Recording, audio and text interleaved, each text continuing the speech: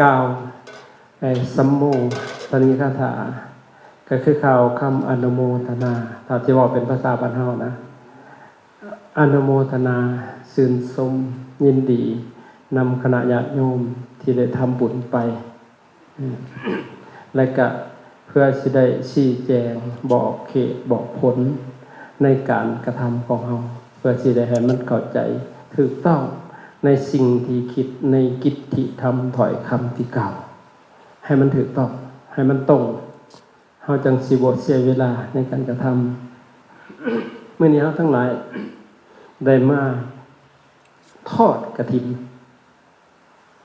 เพิ่นบ่ได้ว่าถวายกฐินเด้อให้ออกทอดแม่นบ่ไปทอดกฐินทีนี้อยากมาทำความเข้าใจฮู้คำว่าทอดเฮ็ดจังได๋เอาหม้อกระทะขัวบ่ทอดนับแปลว่าป่งเด้อป่งหรือว่าปล่อยหรือว่าวางมาวางแต่ก่อนๆเฮาเคยเห็นติเขาเจ้าสิมีอิหยังแห่แหนมามีเศษสัตว์พัดจามอนสารพัดแล้วก็ในหันก็สิมีโหกแข่โหกขี้เข็บโหกเต้าโหกนางกินนาลีกินนารอนแต่มานี่บ่เห็นเว้ยเพราะหยังมันบ่มีแล้วแต่ก็สิเว้าให้ฟังเองเป็นหยังเขาเจ้าคือเฮ็ดจังซั่นเพราะว่าเขาเจ้าสิใช้สื่อในการสอนใช้สื่อในการสอนคันสิว่าโอ้ยความลายกาจของคนนั่นมันไปหาตอดหาคบผู้นั้นผู้นี้หั่นน่ะมันก็เขียนบ่เป็นเขียนออกมาเป็นให้มันเป็นภาพหั่นน่ะเข้าใจบ่เพราะว่าตัวหนังสือก็บ่มีเขาจะเลยใส่สื่อเฮ็ดหูปขี้เข็บใส่เป็นตะยะความหมายก็คือว่าให้เจ้ามาปลงเด้อความลายกาจของจิตของใจอย่าไปหาคบไผอย่าไปหาตอดผู้ใดมีอยู่บ่ผู้ตอดหมู่มาในนี้นะบ่พอใจเนาะเรื่องกะเกี่ยวกะหายว่าด่ากันด้วยกระทึกนึงน้องขี้เข็บตัวนั้นเข้าใจบ่หากัดหาต่อยคนเป็นพิษเป็นภัยต่อคนอื่นปลงซะปลงมันถิ่มซะทอดมันซะวางซะจิตใจแบบนั้นต่อมาก็มาปลงมาวางอีกอันความอยากความโลภอันแข่นะกินเท่าไรก็บ่อิ่มนะครับมาวางเข้าใจบ่แต่ละคนบ่ได้เข้าใจมีแต่สิเอาเพิ่มนะคือมาวางซะมาทอดซะความโง่ก็เช่นกันความบ่ฮู้อีสังคือเต่าโง่เงาเต่าล้านปีคันสิเขียนว่าโง่จักโตโง่มันเป็นจังได๋บาดนี่นะก็เลยเอาเต่าซะมันสิเขียนง่ายเข้าใจได้ง่ายนะหลังจากนั้นก็โหกินนาลีกินนาร้อนคนที่มันเว้าอย่างทำอย่างนั่นแหละความหมายเขาจะอยากสอนเพราะว่าคำว่ากินนาลีกับกิ่งนั่นละกันแปลตามศัพท์นะกิ่งแปลว่าอีหยังนั่นละ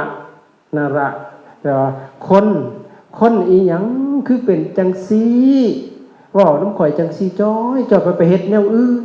อีหยังคือเป็นจังซี่เข้าใจบ่ปากยางใจยางทั้งหน้าเป็นกระหอกทั้งหลังเป็นกระแตคนอีหยังคือเป็นจังซี่มีอยู่บ่ได้นี่ครับตอแหลนะเข้าใจบ่ปรุงทอดวางมันเสียบ่เอาเข้าใจบ่อันนี้เฮาบ่ได้เฮ็ดเนาะแต่พระอาจารย์อธิบายเว้าสู่ฟังมาปรุงมาวางมาปล่อยแล้วก็เลยใส่ในงานกฐินนี่แหละงานทอดกฐินเพิ่นว่าได้แต่ที่จริงแล้วกฐินมันก็เป็นบุญอันหนึ่งในทางศาสนาโดยตรงเพราะว่ามันเป็นเรื่องผ้าเรื่องพระวินัยของพระเดิมทีแล้วแต่ต้นมันก็บ่เกี่ยวกับโยมโดยสักนะพระเพิ่นผ้า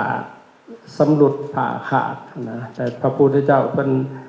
อยากให้ได้เปลี่ยนนะหลังจากออกพรรษาอยู่ร่วมกันก็เป็นการเฮ็ดให้พระมีความสามัคคีกันอีกด้วยมารวมตุ่มมาโฮมกันมากระทำผ้าเนี่ยนะแล้วก็พอโยมเขาเข้าใจ แล้วก็อยากเฮ็ดเศรษฐีกระดุมพี่ทั้งหลายนะก็เลยพากันเฮ็ดถือว่าเป็นบุญเป็นกาลทานด้วย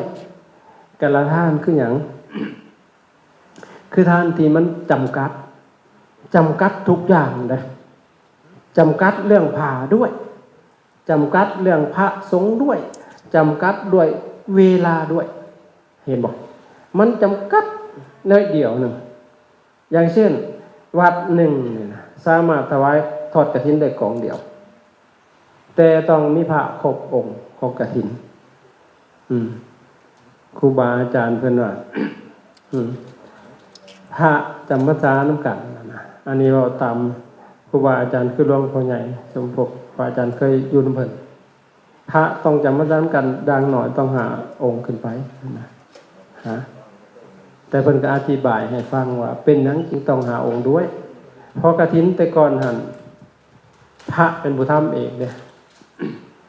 พระหาเก็บผ้าเก็บหยังมายิบมาต่อกันนะให้มันเป็นผืน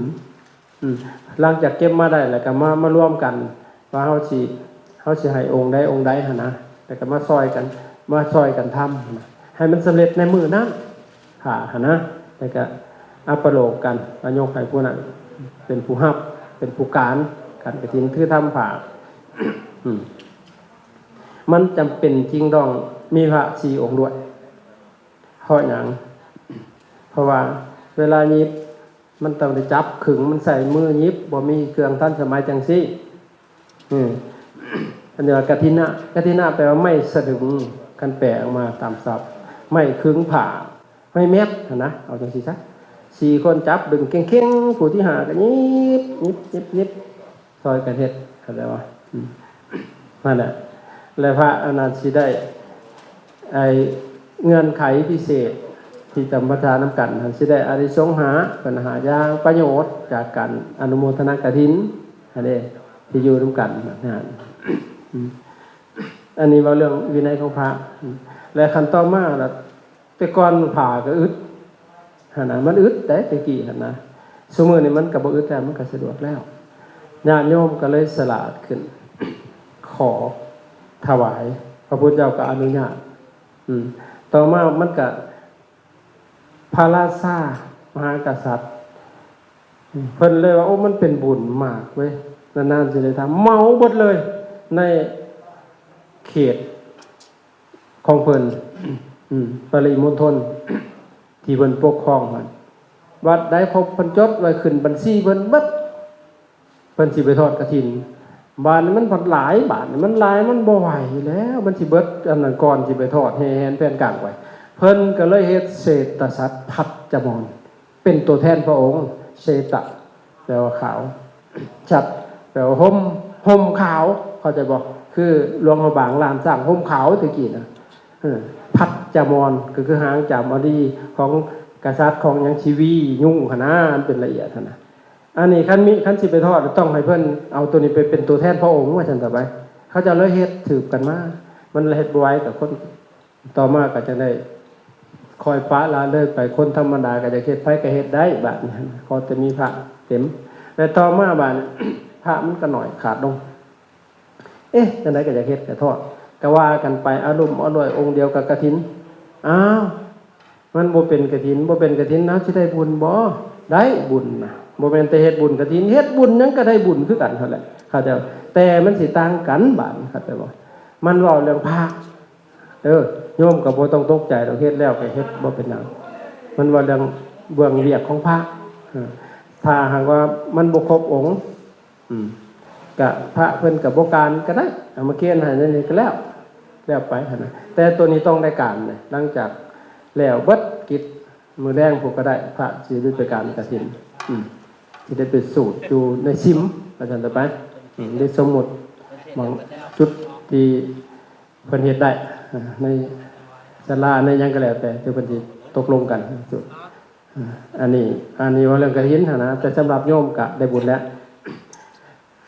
บ่ต้องห่วงครบบ่ครบก็เฮาก็ได้ทำบุญแล้วนะและต่อมามันก็เลยมีหลายอย่างเข้ามามีเครื่องใส่มะลุงพุงนางสารพัดแต่ก่อนนะมันตามกาลสมัย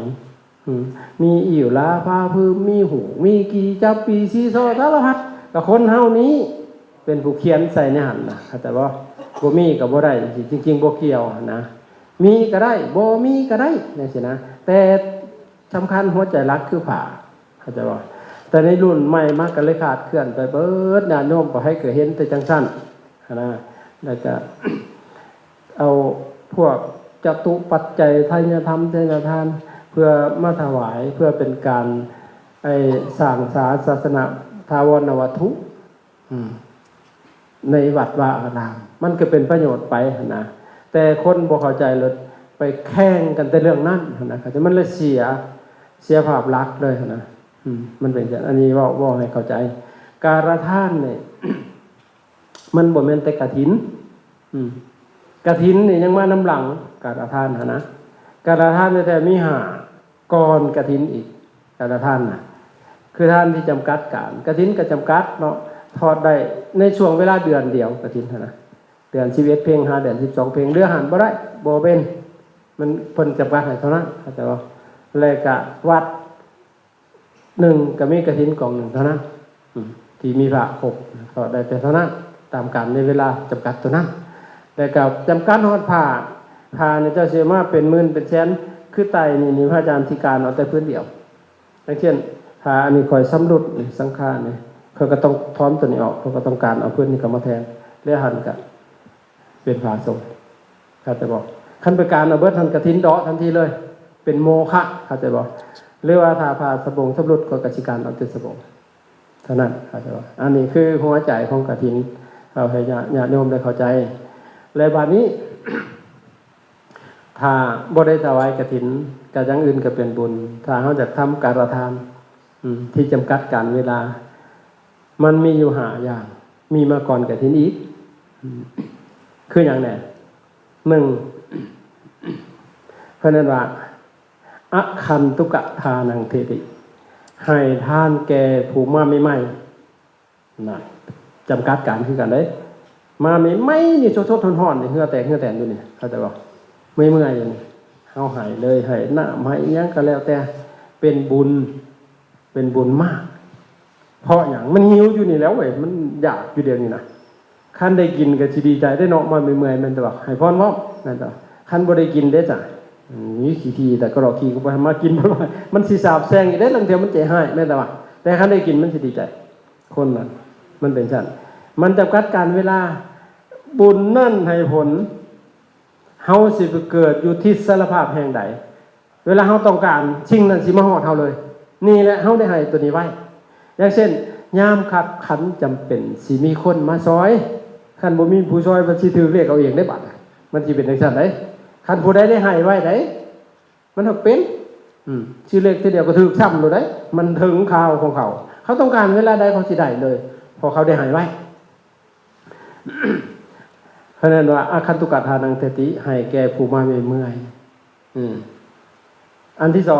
2คามิกะทานังเทติให้แก่ผู้กำลังจะจากไปคือมาใหม่นี่มาโดนมันก็มาเก่าแม่นแต่ว่ามาเก่าเลยได้ก่อน โดนเลยมือทำนี้ทำไมสดๆหอนๆเลยแม่นว่าแต่ก็เก่าไปแล้วบัดนี้นี่คือมันหายไวๆเลยครับแล้วว่านี่คามิกะทานังเทติให้แก่ผู้กำลังจะจากไปนี่เด้นี่เพิ่นสิจากเห็นบ่ชุมเจ้าได้หายไว้เลยนี่สิจากเลยได้เนี่ย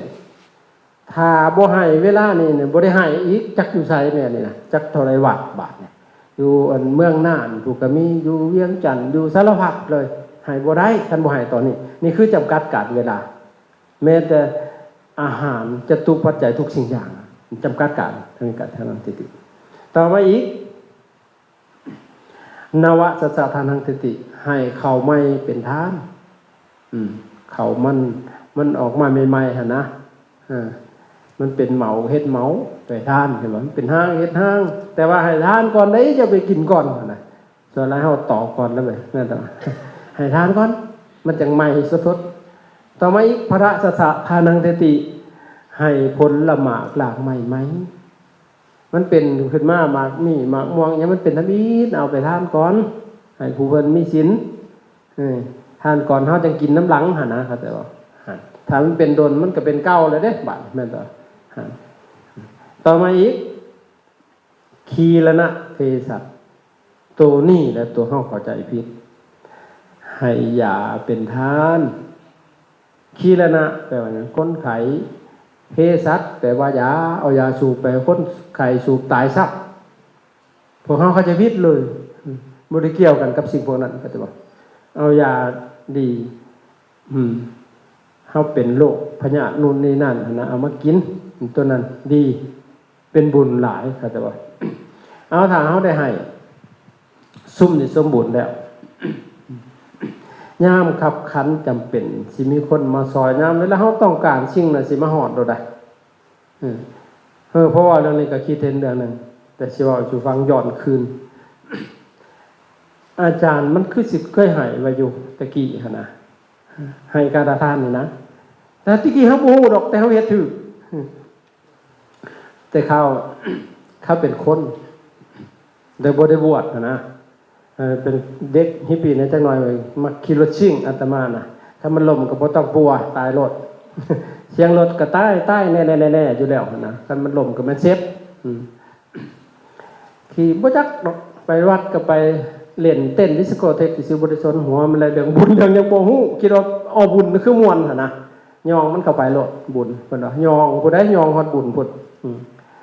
มีมื้อนึงบัดขี่รถไปบัดไปเห็นยาพอตาเฒ่าย่างหัวสิปะกระเทียมอยู่หลังกลมๆเลยเราพายทงยามแล้วก็แล้คือจะเป็นเหือแล้วถือกลายจนจะกุยจนหึ้นว่าฉันต่อไปเอาเจ้าถูกอย่าให้บาปดอกเราก็สิเสียอะไรละปันพระเฮาก็ระวังเด้อผู้ใดก็ได้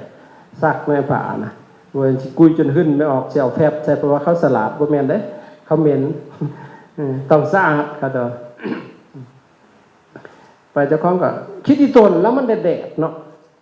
ก็เลยจอดรถเบรกรถจึ๊บ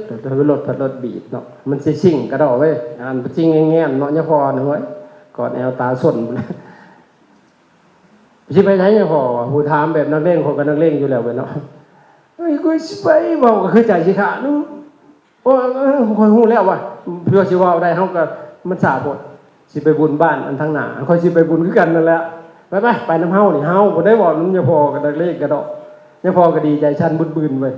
สบายแล้วกูแล้วอ่ะแล้วก็โกยขึ้นรถบีดค่อยกอดค่อยตาส้นแล้วก็บิดแง่นแล้วตบหลังตบหัวปวดขี่บ่เพิ่นนี่วะเลยบอกคิดว่าของเราเฮียตัดแล้ววะแม่นหยังเนี่ยพอจอดแล้วเราก็ค่อยลงมึงไปซะวะมึงแลนหันพวกกูจนบ่ได้หันใจโอ้ยดีแต่บ่ตายนี่รถข่อยเราย่านเนาะจนเหือออกมือเรากำตาสดไปเฮาบ่แล่นไว้ดอกบัดเฮาคือเก่าแล้วเฮาจะคอยปอกๆว่ากูบ่เชื่อมึงไปซะแล้ววะกูสิย่างไปแล้ววะเราย่านจนสั่นเย็นเบิดก่อนได้ก็บ่ขี่บาดบ่นะเฮาสิเฮ็ดปอกๆๆไปบ่แล้วว่ากูบ่เชื่อมึงดอกแล้วมึงบิดบาดเดียวรักกิโลนึงเลยไปเฮาก็ไปเซ่เรียกไปแล้วก็โดยส่วนตัวก็มักซอยคนเห็นคนตุกอย่างนี้มักซอยได้เจ้าของเจ้าของบ่มีมักให้หมู่นะมันเป็นนิสัยเห็นหมู่เดือดร้อน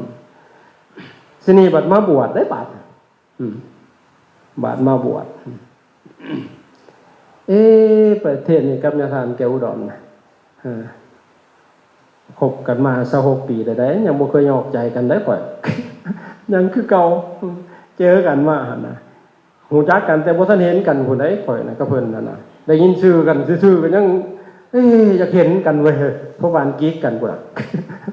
ได้เห็นกันเอ้าเป็นจังได๋จันแก้วมันรอจังพอจะบ่ว่าจันแก้วก็จะเห็นอาตมาบาดมาหากันบาดจัดงานปริวาสนี่แหละ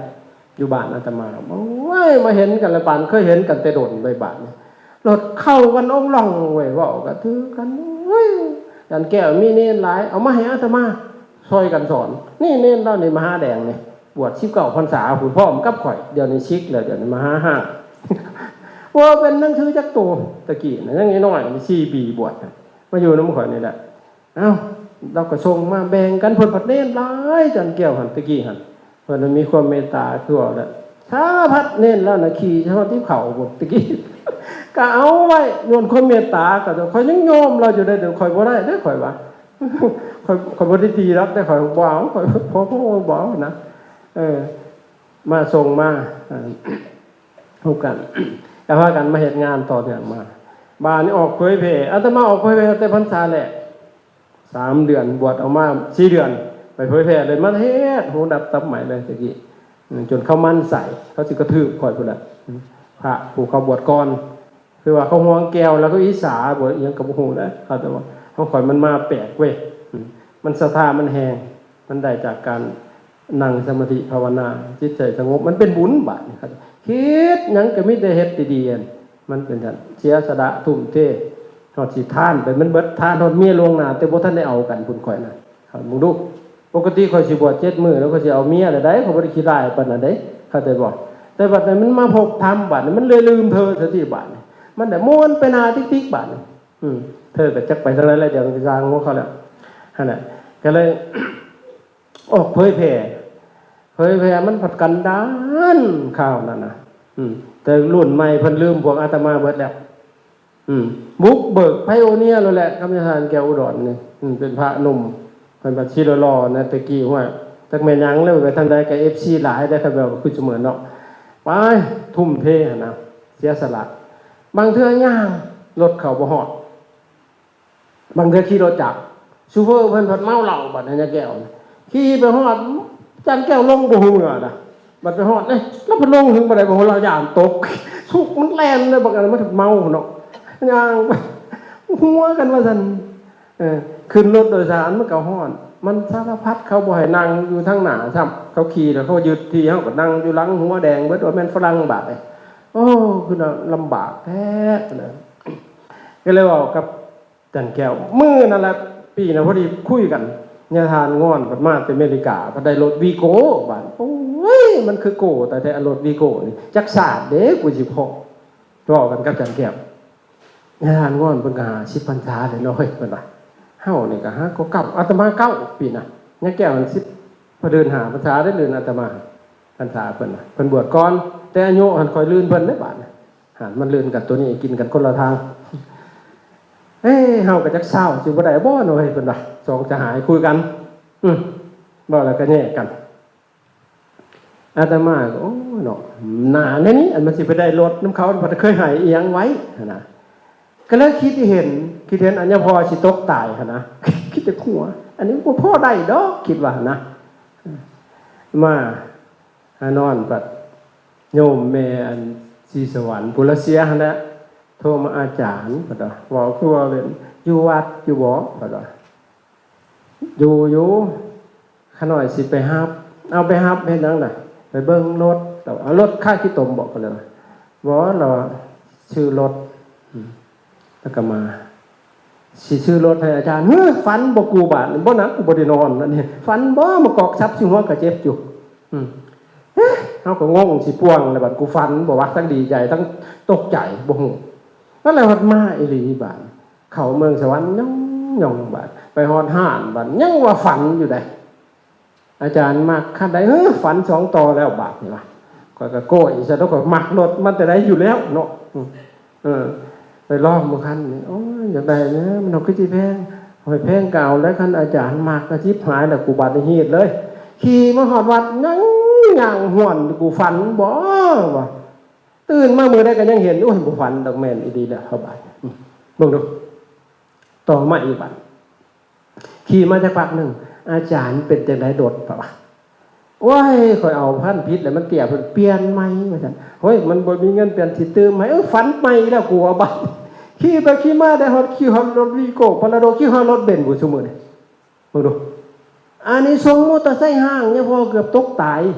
คันแม่นเราขี่ไกลกูหันสิได้หลายกูหันอยู่ได้ค่อยเบิ่งหั่นเพราะหยังเพราะมันเต็มใจเฮ็ดหั่นน่ะเข้าใจบ่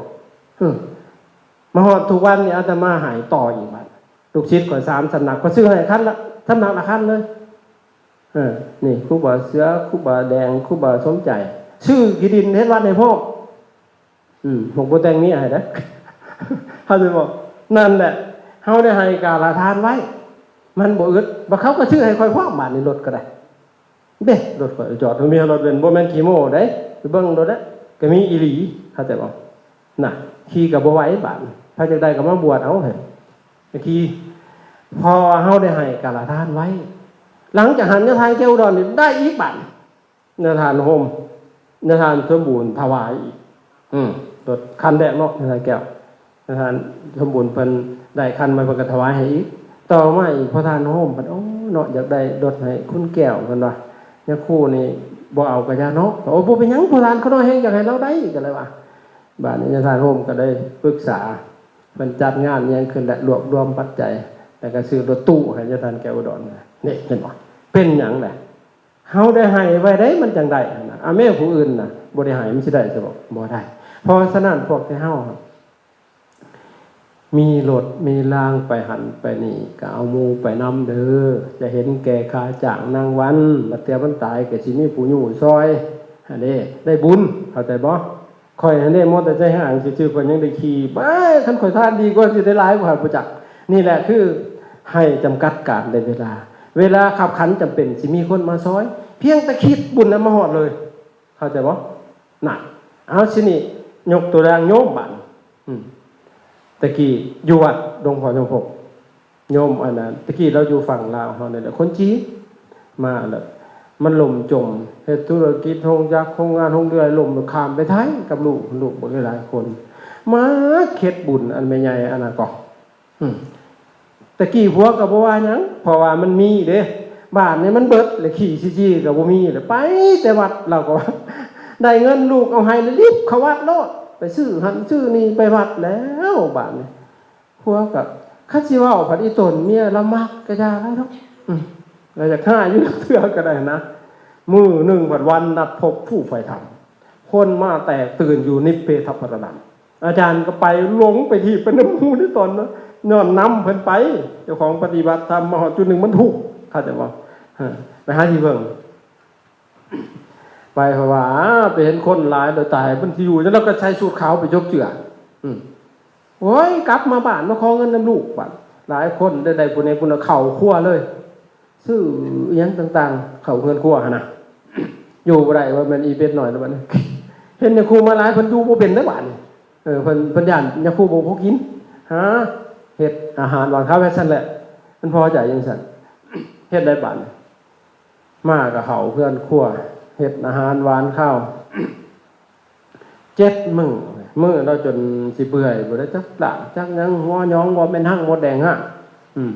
7มื้อเขาเมื่อแล้วมันเลิกเมื่อเยื่อยๆแม่ใหญ่น่ะก็ยังไปนั่งไปล้างห้องน้ำผัดว่าไปล้างถ้วยล้างหยังหัวหยองกงตึงอยู่ในเงาไผ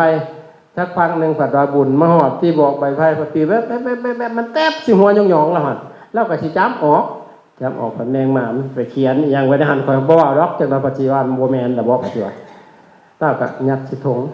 มัวหอนแล้วก็ตากได้เงิน700,000 บาทบาทหึหายถูกกับบาทเลย700,000ตะกี้หั่นมึงดู30 ปีขึ้นหลังพุ่นมึงดู20 ปีขึ้นหลังโอ้ยรถรวยเลยบาทนี่บ่ถูกเลยยามขับขันจะเป็นที่มีคนมาทำบุญมันฮอดเลยหั่นน่ะบัดผู้อื่นพระเจ้าคือบ่บอกคะแนนบอกตายยังเมื่อเบิดเราล้างถ้วยก็บ่ล้างน้ำเหล้าบาทนี่เราล้างห้องน้ำกับบ่ล้างซ้ำบาดดีบ่ดียังคู่ได้ล้างให้กับบ่จักผู้บางคนอาจจะมาเจอได้โยมขี่ไว้เฮ็ดอังล้างอยู่ฝั่งก็ไปล้างเพิ่นบ่ล้างลงห้องน้ำก็เฮ็ดให้บ่คักๆก็ยังล้างบ่ดีบัดนี้เห็นบ่น่ะเพราะฉะนั้นบาดสิเมื่อก็ล้างเด้อเทว่าโชคดีแต่ว่าจะไปได้กายกกข่าวได้บุญใหญ่สิฟาดหัวน่ะนี่แหละคือเขาเฮ็ดดูความบริสุทธิ์ใจยามขับขันจำเป็นสิมีคนมาซอยคันบ่มีผู้ซอยสิถือเลขเอาเองเขาจะบอกมันสิเป็นเองบุญหันสิจัดสรรให้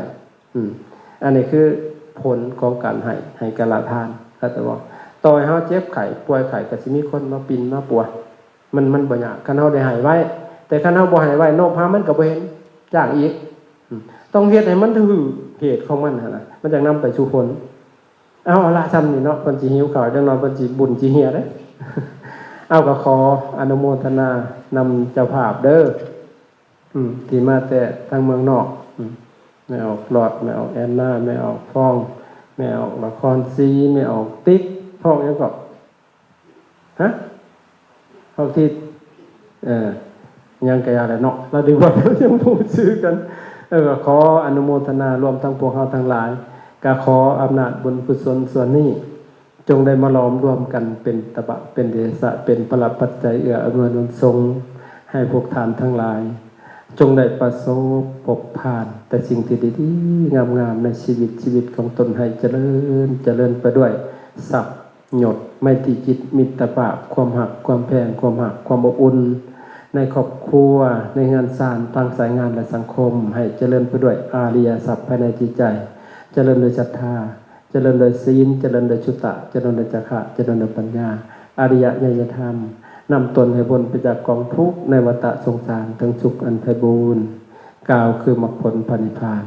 โดยตัวกันทุกนามทุกท่านทุกคนเธอ